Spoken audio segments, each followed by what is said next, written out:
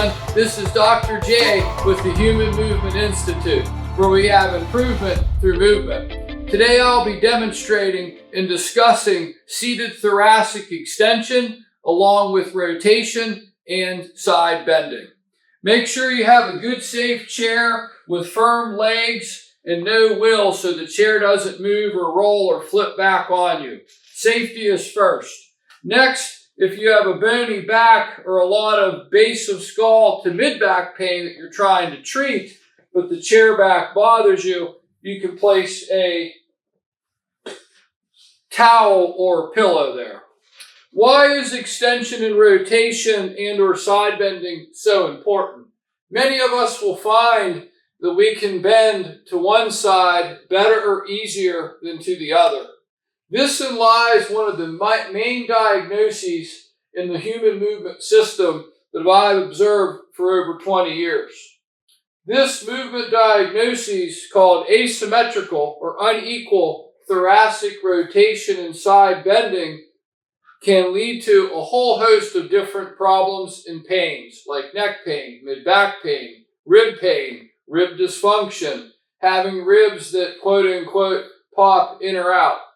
You can discover which way that you're more restricted and spend more time breathing into the restriction.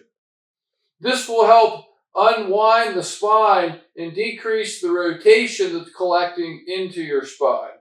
For example, if you find that you can go way over to the right, but it's very difficult going to the left, there will be several findings in your body that we can discuss in a future video for why. To make it simple though, is you can self-assess right versus left and spend more time working to your left. So I'm extending the spine and rotating the spine.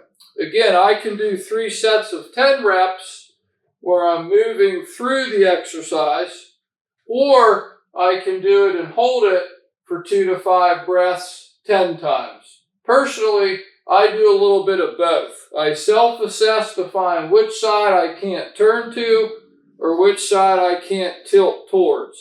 In today's example, I have difficulty turning left and tilting left. So I will work further into that restriction.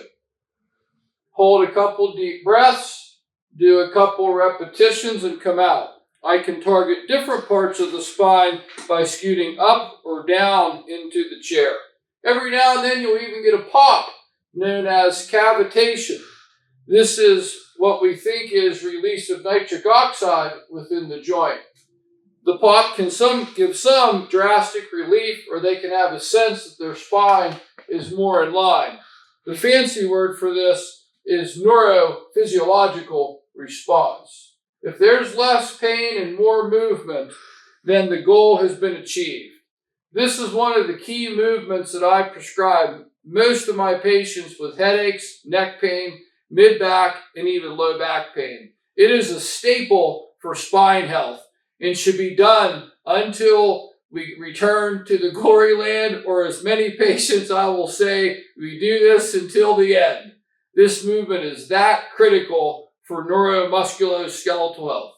If you like this video, hit the like button or the subscribe button, and please share this video with your friends and family.